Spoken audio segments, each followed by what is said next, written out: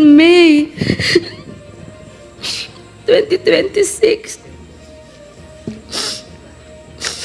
I received a call from the President, Rodrigo Roa Duterte, at approximately 5 a.m., instructing me to meet him at his residence in Doña Luisa, Davao City.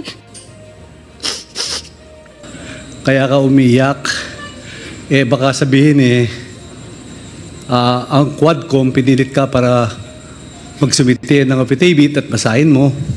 Ako rin, nabigla din ako doon kasi it's a sudden turnaround, no? From the last mga hearings po natin, and suddenly we will be receiving an affidavit like this, no? Mukhang puno ng dramang mga eksena. Panoorin natin ang full highlights video.